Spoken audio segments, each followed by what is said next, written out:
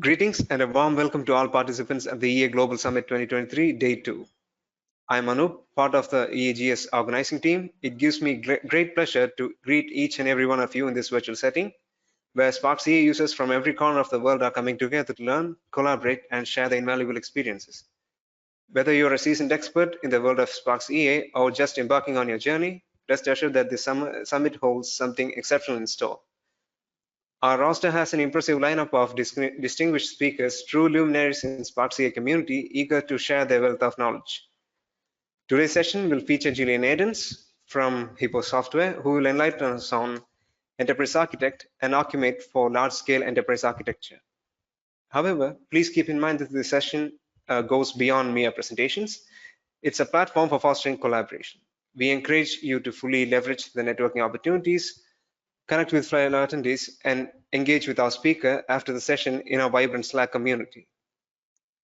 In case you missed your Slack invite, you can join the discussion by following the link provided in the chat box. We'd like to express our sincere gratitude to all our speakers and attendees for being the part of the EAGS 2023. Furthermore, we wholeheartedly encourage you to ask your questions. You can utilize the Q&A window in the GoToWebinar screen for this purpose. Our speaker will address a selection of questions at the session's conclusion and will continue the conversation with you directly in Slack. So without further ado, let's hand over the session to the speaker. Gillian, over to you. Thank you so much, Anu. Just to double check if I am sharing my screen as yet.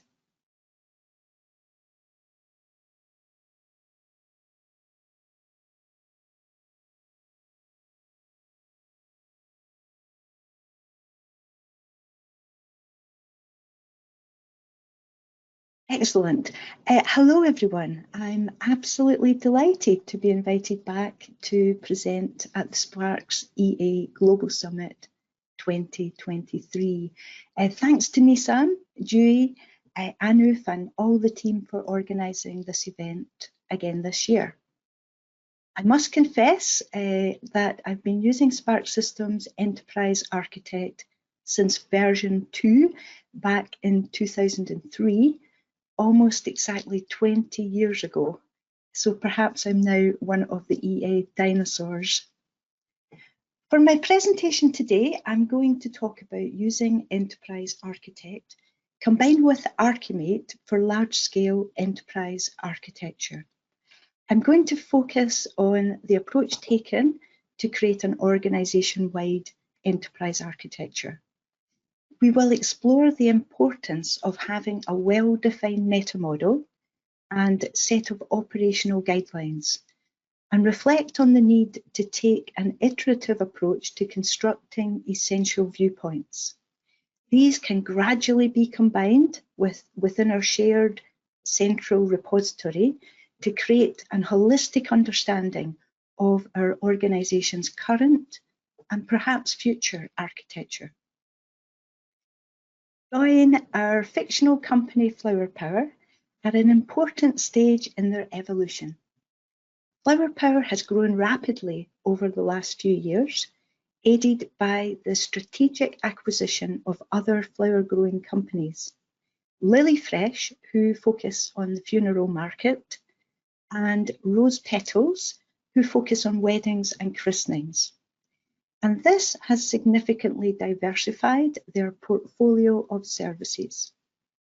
However, it has also resulted in a complex set of historical applications with extra tactical interfaces added to permit these applications to share and transfer data. Flower Power would now like to rationalize their application landscape. However, no single person can possibly fully understand the complex set of interfaces, interconnections, and dependencies that now exist. So the management team have appointed a small enterprise architecture team and hired an experienced consulting firm, Hippo, to offer advice and to help them to construct a model of their current application architecture. This will provide valuable input into their decision making about a suitable future application estate.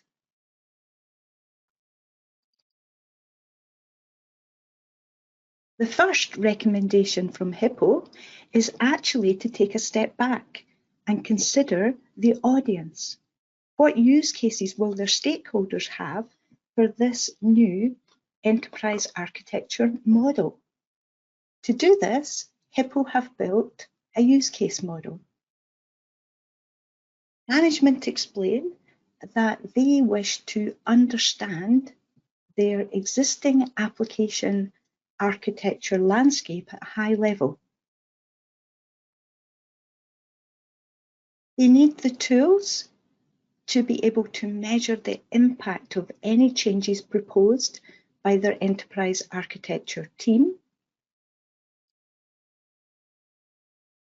And they want to make informed decisions about how to allocate budget and which projects to authorize.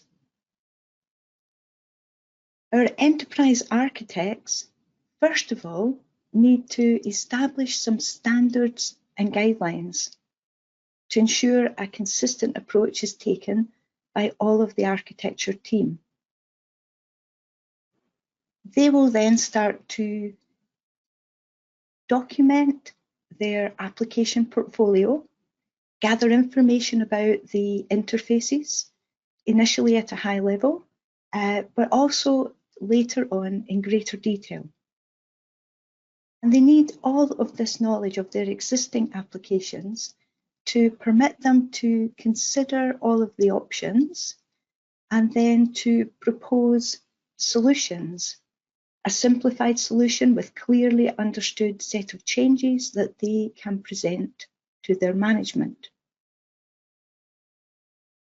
Our enterprise architects will work very closely with a small team of business architects, and our business architects will be tasked to identify and document Flower Power's business processes. They will then map of these processes to the existing roles and departments within the Flower Power organization. As well as rationalizing applications, management wish to simplify and streamline the business processes. And of course, the enterprise and business architects will work together to better understand how the applications support each of the business processes. This will clarify the impact of any changes to be made and allow management to plan training and support for any proposed new solutions.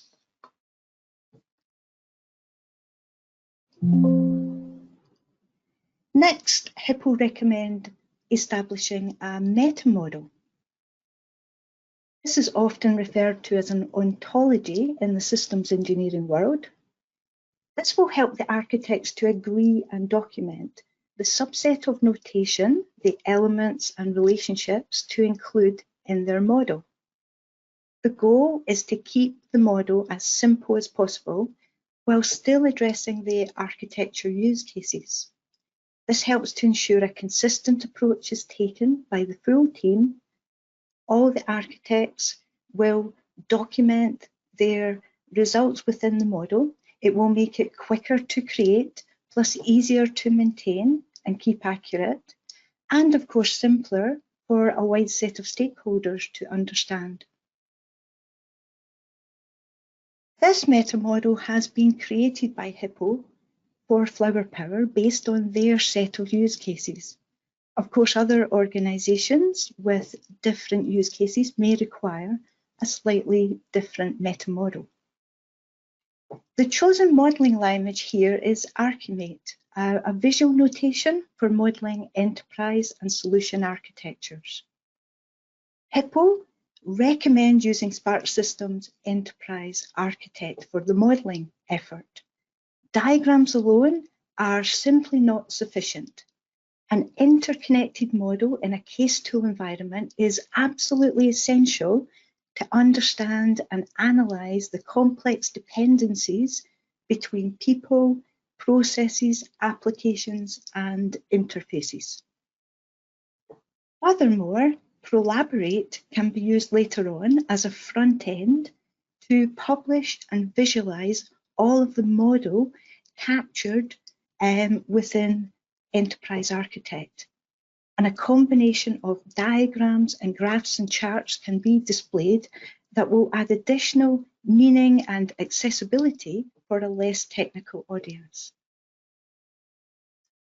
The traditional way of communicating a metamodel is to use a rather technical looking UML class diagram.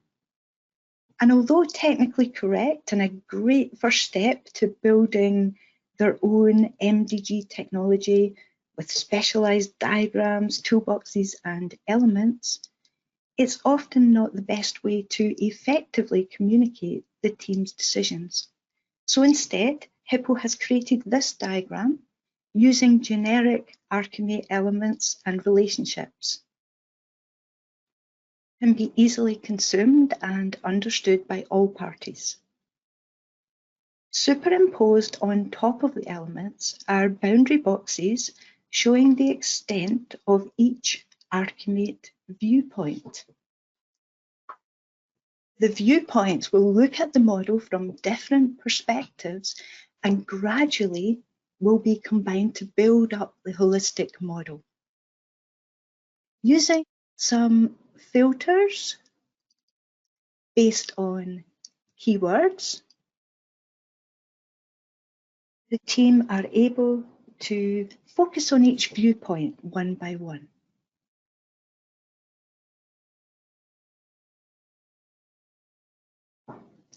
Our business architects will concentrate their initial effort on business process views, mapping business processes to the departments and roles responsible for carrying them out. They will collaborate with the enterprise architects to document which applications support each business process.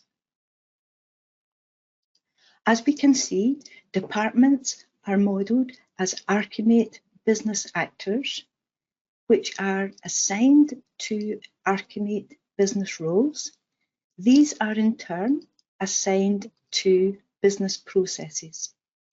And then a serving relationship will be used to document which application components support each of the business processes.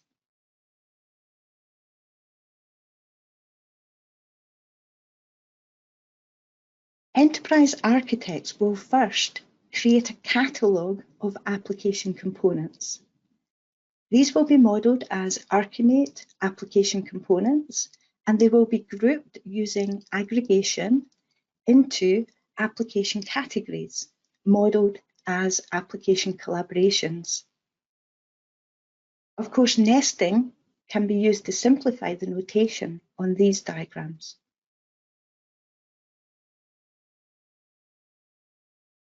The architects will also create application context views to show the data flow between application components.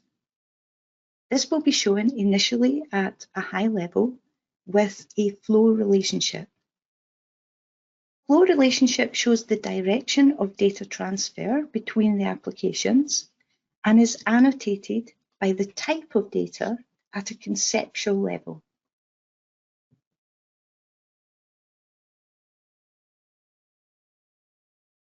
Applications can then be explored and modeled in greater detail by documenting the nature of each interface.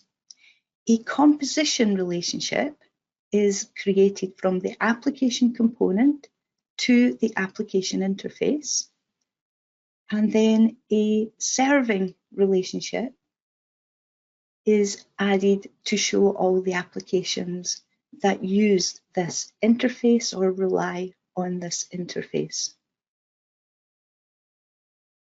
All of the information gathered can be combined to create enterprise-wide or project-wide, either high-level application context views or more detailed application interface views. Management can consume all of these diagrams and then make judgments about changes required and projects that need to be kicked off to address these. And these projects can be modelled within the ArchiMate model as well, so that we understand the impact that projects will have on applications, processes, roles, and perhaps even departments.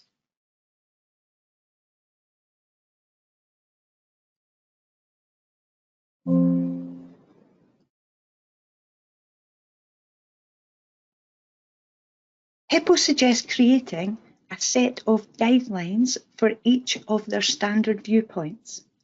These guidelines will explain the intended content, purpose, notation, and layout of the viewpoint. So for each standard viewpoint, they create an example diagram containing, again, generic ArchiMate elements and relationships.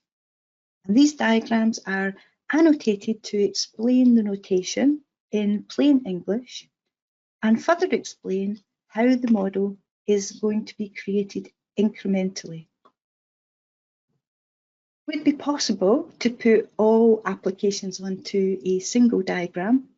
In most large-scale endeavours, it would certainly not be advisable. It could certainly not be printed on a single sheet of paper or easily incorporated into any generated documents. Therefore, each aspect of the model needs to be built and maintained incrementally.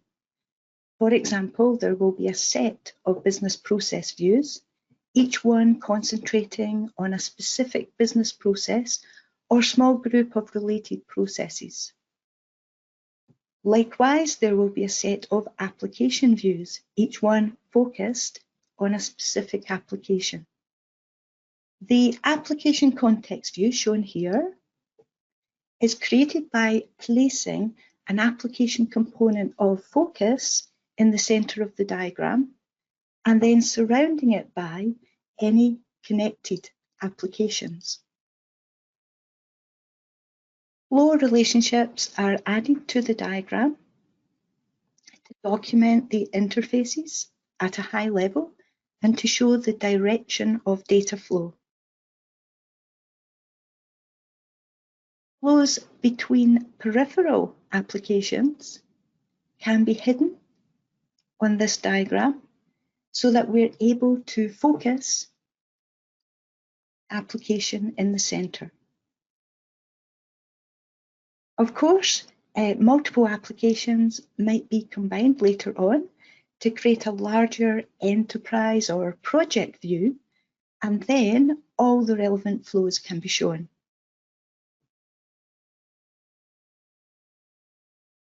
So now the real work starts.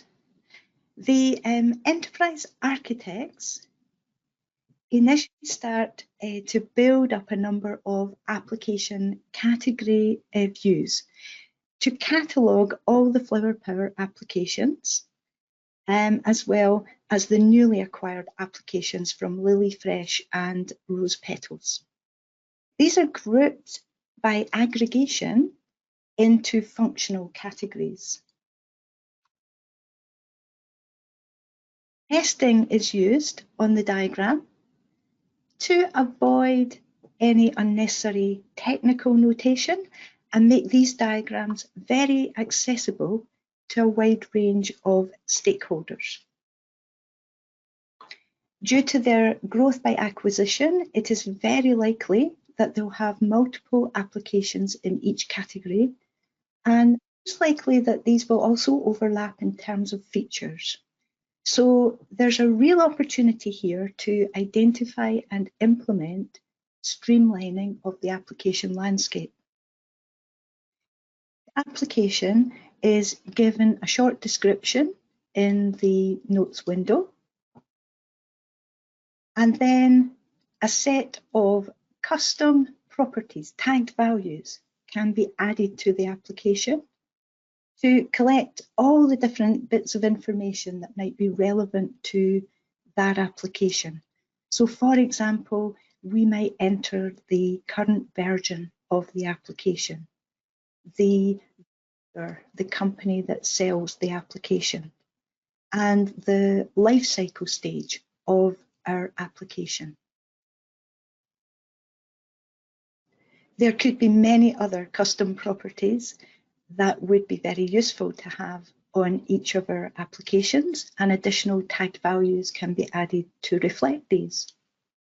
And of course, if you want to show these on the diagram in the catalogue, we can simply add a note to our diagram, then use that special feature to extract the tagged values out onto the diagram.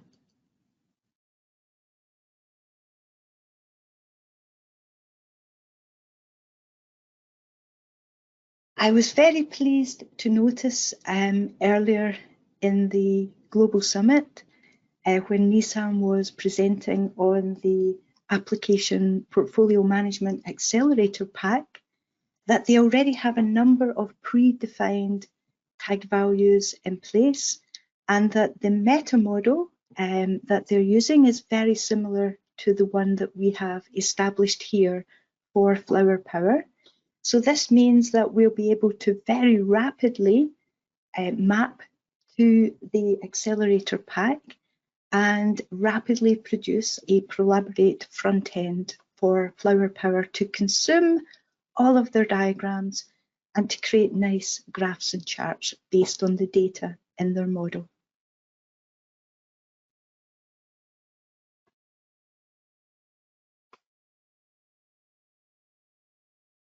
So our architects are now going to create context views for each of the applications. One diagram focused on each application. The main application, the Flower Power sales application in this example, is placed in the center of the diagram. And all the applications that interface with the sales application are placed at either side of it. So we have one other application to go and add from our finance area, our invoicing application.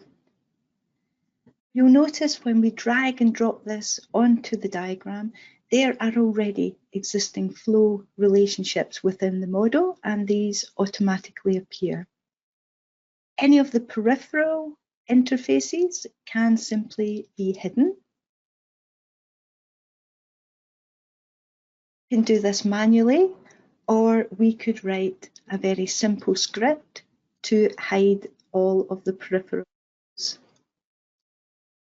Tidy up the other flows and text, and we have our diagram.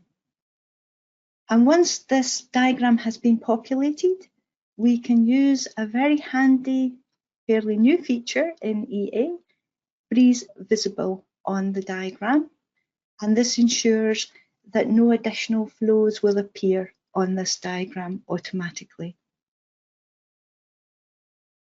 We can now go back to our application category diagram, and we can turn the application into a composite element. Selecting the appropriate application context diagram and allowing our audience to very easily navigate from the catalogue down to the context diagram for this application. It's very important to build in navigation to your model. That can be a combination of composite elements, navigation cells, and hyperlinks to allow stakeholders to jump from one diagram to another with ease. They should never get stuck when they're navigating around your model.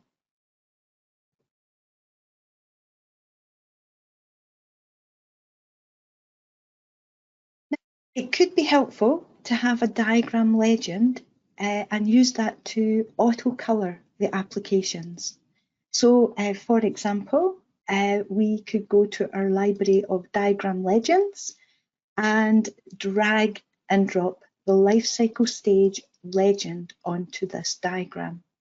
And you'll see that that automatically color codes all the applications based on their life cycle stage. This is simply done by adding a diagram legend that applies auto color, filtering the legend to any of your standard properties, or in this case to a custom tagged value, and then entering possible values and associating it with an appropriate color coding. And of course, that legend can sit in a library and be reused on any of our other application context views.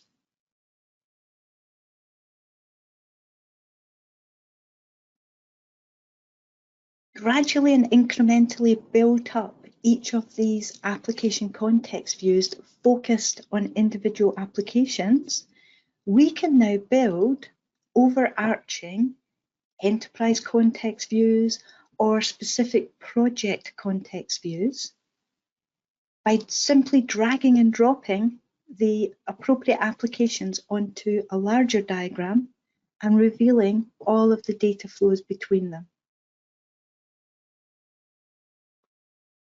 And these views will provide Flower Power Management team with the information that they require to understand dependencies between applications and make informed decisions about changes required.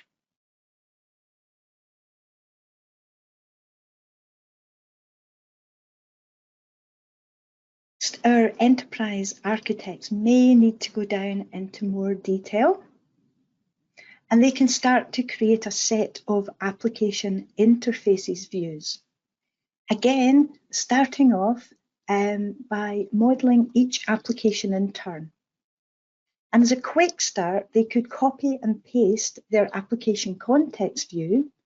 As long as they do a paste as a shallow paste of the diagram, it will reuse exactly the same applications. They can then simply hide all of the flow relationships, the high-level ones. And again, this could be done manually or facilitated by a very simple script. In fact, many of these diagrams that we're looking at could be auto-generated using a script.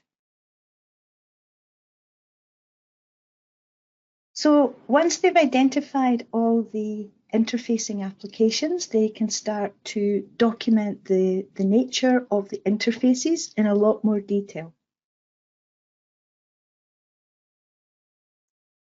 As we can see, a composition relationship is used to indicate which application provides a particular interface. But that sort of notation looks very technical and detailed on a diagram. So as before, we have used nesting to hide the composition and make the diagram much easier to view and consume. We then have serving relationships from the interface to the applications that would require to use that interface. Our interfaces can be documented in detail. We can have a description associated with each interface. And just like we did with the applications, we can have some custom properties created for each of our interfaces as well. And that could provide lots of very useful information about the nature of the interface. Perhaps things like the frequency of the interface, the mechanism that might be used, and more detail perhaps on the timing of that particular interface.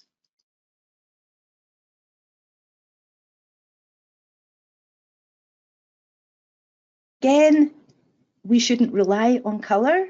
All of the detail is in the descriptions of the interface behind the scenes and can be extracted and used in documents that we generate, or even better, in graphs and charts that we create and collaborate to illustrate this, this model. However, it can be helpful even on a diagram, just to have a little bit of colour to focus in on certain key bits of information. So for example, we could drag and drop our frequency diagram legend across onto the diagram and immediately reveal the frequency of each of our interfaces by using some colour coding. Of course, the detailed analysis down at this level will undoubtedly reveal some additional information that may have to be reflected back into the application context view. This is very often an iterative process, and hyperlinks could be added to your diagram to allow you to navigate up to the context view and then very rapidly navigate back down into the detailed interfaces view. We could even create project-wide interfaces views with all the applications involved in a project. And this can be created by simply dragging and dropping the applications and the appropriate interfaces onto a larger project-wide diagram. And this might be very helpful to team members that need to understand the current implementation so that they can make either tactical or even strategic changes to the application landscape.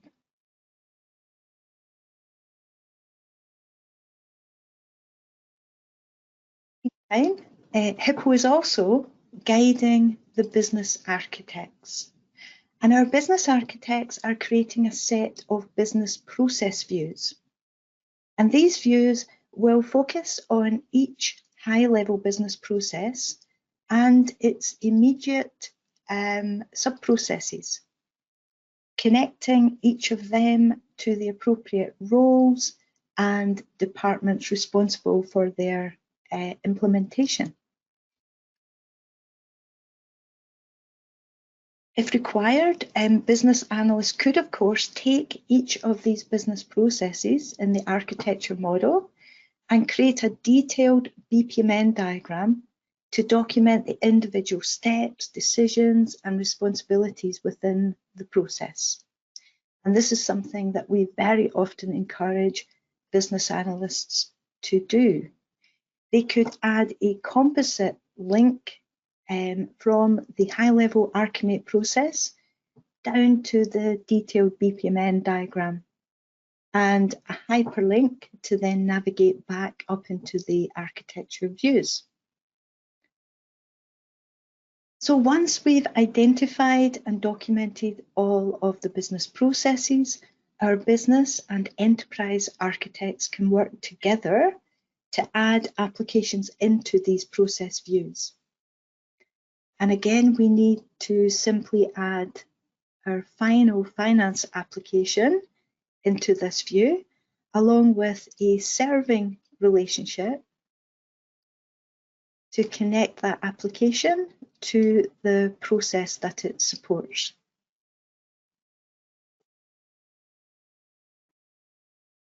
All of the connections that we've created between departments, roles, processes, applications, and their interfaces can be explored using the traceability window in Enterprise Architect. In fact, this is one of Hippo's favourite windows in EA. We can select, for example, a business process, go to the traceability window, and we can immediately see all of the applications that are supporting that process.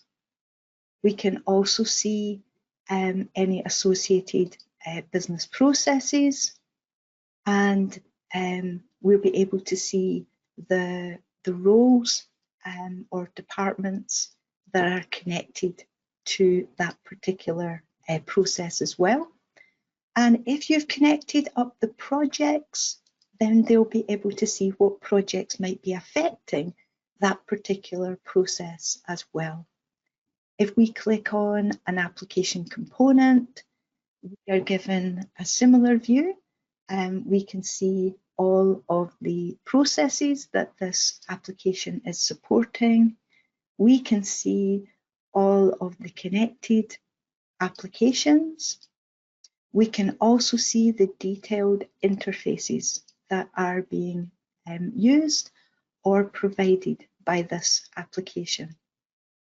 And as you can imagine, all of these relationships are absolutely ideal input to allow us to create helpful graphs and charts in Prolaborate.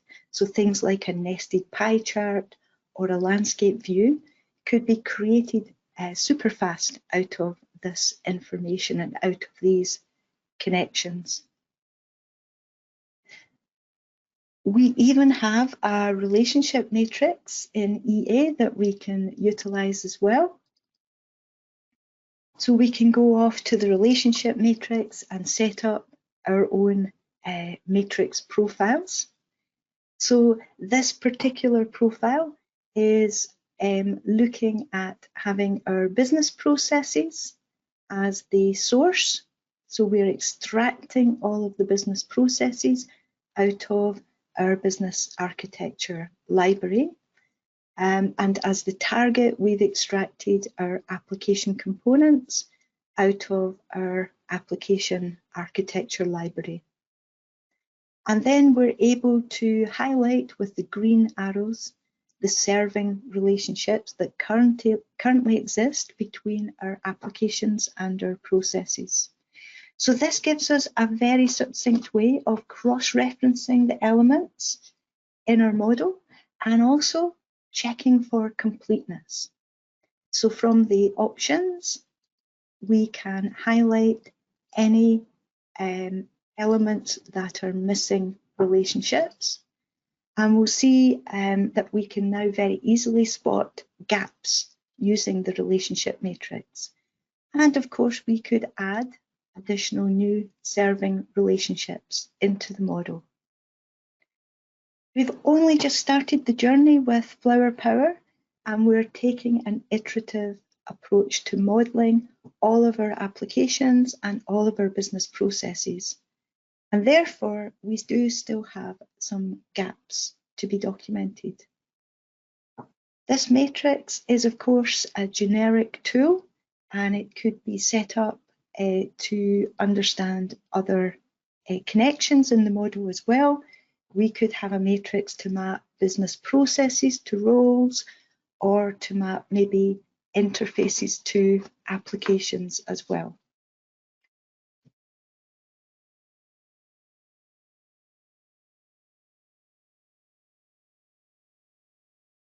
So Hippo has also recommended creating a special view for our projects.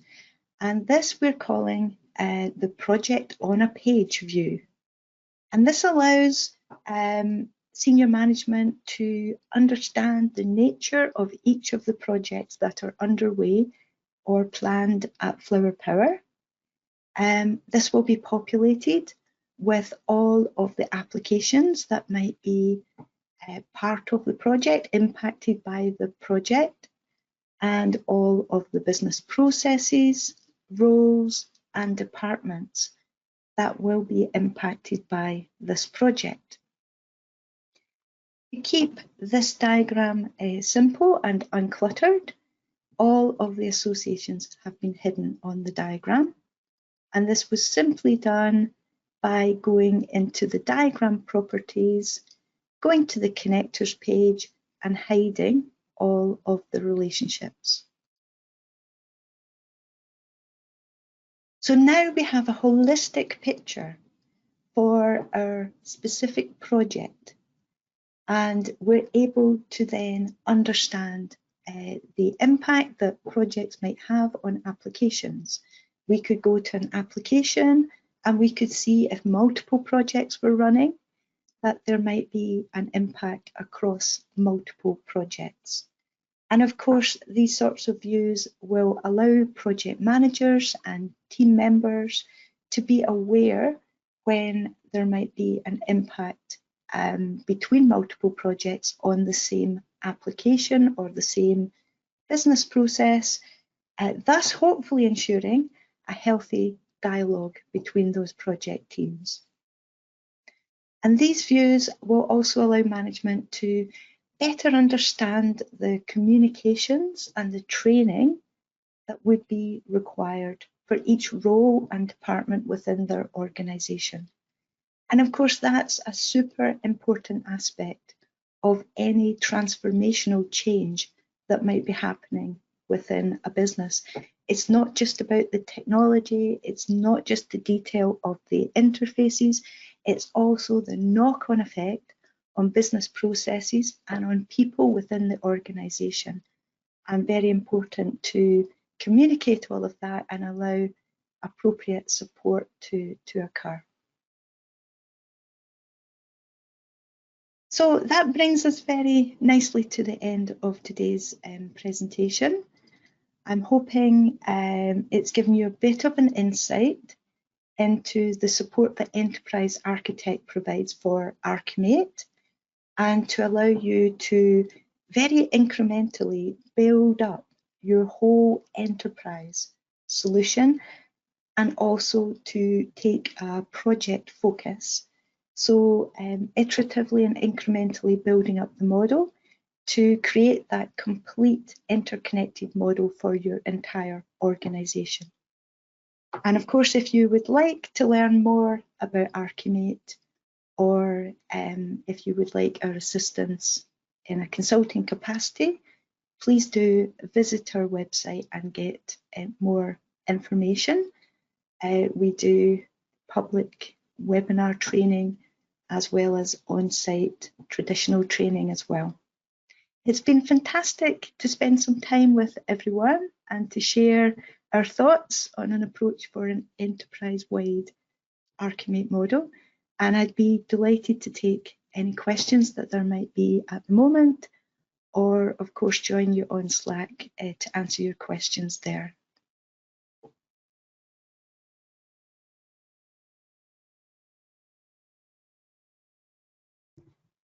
Thank you very much, Gillian, for sharing your insights with us today. I also want to extend my sincere appreciation to our attentive and engaged audience. Your active participation has been commendable. If you have any questions or would like to explore this topic further, we established a dedicated Slack channel. This is a unique opportunity to engage with our speakers, express your thoughts, and participate in substantive discussions. And if you haven't already accessed the meeting room on Slack, kindly do so through the link provided in the chat box. Our speaker is, as mentioned, eager to extend the dialogue and address your queries, so please do not hesitate to join the conversation in the meeting room. Once again, we thank you all for your active engagement, and we eagerly appreciate your presence in this Slack channel, as well as in our impending sessions throughout the summit. Thank you all. And there have been quite some questions in the Slack. I can see there's a question from Steffi, who's asking, what is the best practice to handle as-is and to-be state architecture in the same model? Oh, fantastic question, and not the simplest of ones to answer. We actually had a whole afternoon workshop style debate about this very topic at the EA user group in the UK earlier this year. And we had some fantastic presentations. So there's a variety of different options there. It's probably one of my favourite consulting topics. You can, of course, try to do everything in a single model and just use the browser to segregate your as-is and to-be models. You do have to be aware that if you're reusing elements from the architecture, like applications in multiple diagrams, that you're still creating new connections between those elements.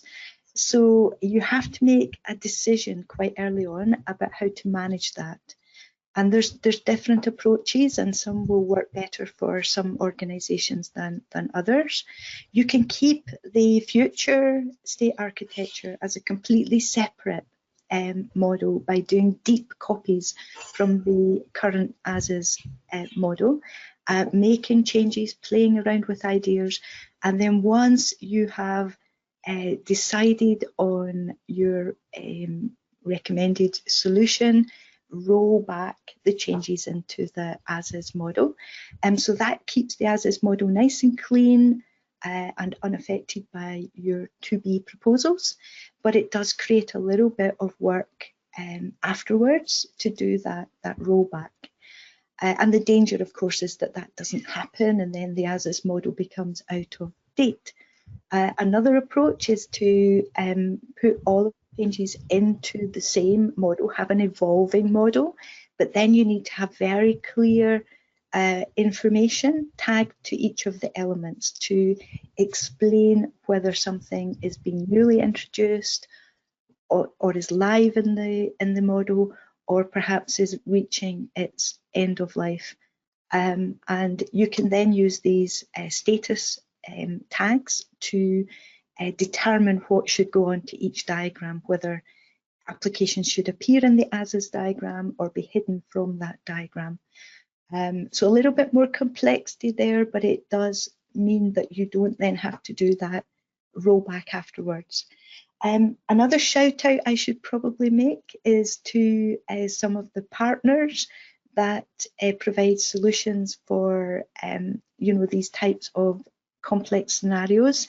So Ian Mitchell from Ability Engineer, they have a new product called Portfolio Manager that is aimed precisely at this situation and provides quite a simple way of managing different possible future landscapes and the rollback into as-is.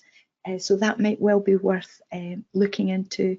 And then the team at Liber, they also provide Lemon Tree, which allows you to potentially, branch off and create different models and then incorporate them back into the central branch.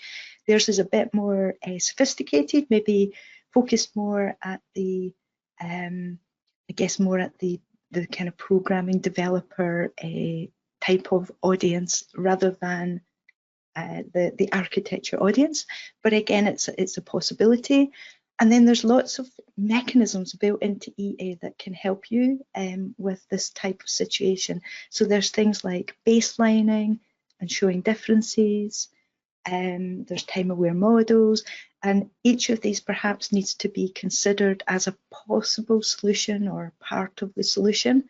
So I'm really sorry, but there isn't a simple answer to that question. It's quite a tough one in just about any case tool environment. So yeah, to talk to your favorite consultant would be my suggestion. Thanks, Julian. There's yet another question. It's from Robert Ackerby. What is your recommendation on how to describe, for instance, changes to the applications, data flow or application interfaces, adding or removing data flows or application interfaces? Yeah, so I think it's a similar answer, Robert. Certainly, my suggestion would be that the project views could be annotated to explain the changes that might be occurring during a project. So you could add maybe change elements into the project view and attach them to the interfaces, maybe color code interfaces that are being added and ones that are being removed in different colors. So that would just require that you have either use a standard status property or your own custom tagged value to capture that information, and then you could use a diagram legend to highlight that on the diagram. But I think a little bit of annotation, even a note or a change element, goes a long way as well, because it's not just what's changing that's important, it's the justification for that change. So why is the project making this change? And that could be equally important to understand. And there's another question as well. So it's from Negin. He asks, is it possible that an element or an application select two different values for one tag? For example, if we want to say that an application is operating in 2 countries using a defined countries tag, how do we use that? Now that's an interesting question, Megan. I think straight off the top of my head, the best way to do that would perhaps be to have an element in your model that represents the countries. So you could have the different countries modeled somewhere in your EA model, and you could pick whatever element you feel best represents that. And then as a tagged value, you can have what's called a GUID ref tagged value, which allows you to navigate the model and pick an element of a particular type. So you can actually have a list of those. So you could go into your custom property, you could navigate the model and pick one or more countries as elements, and they would then become tagged onto your element. That's probably one of the ways of doing it. Of course, you could also, if you made it an element in the model, just do it via relationships with that country element as well, have an association or an appropriate relationship there. Thank you very much, Gillian. And ladies and gentlemen, the rest of the questions will be moved to Slack, and we can freely discuss with the speaker in there. And if you still haven't joined our Slack community, please use the link in the description and the questions tag, and you can join the session right away, or you can share your email ID so that we can add you to the stream. Thank you, everyone. Have a wonderful day. Thank you so much. I'll see you all in Slack.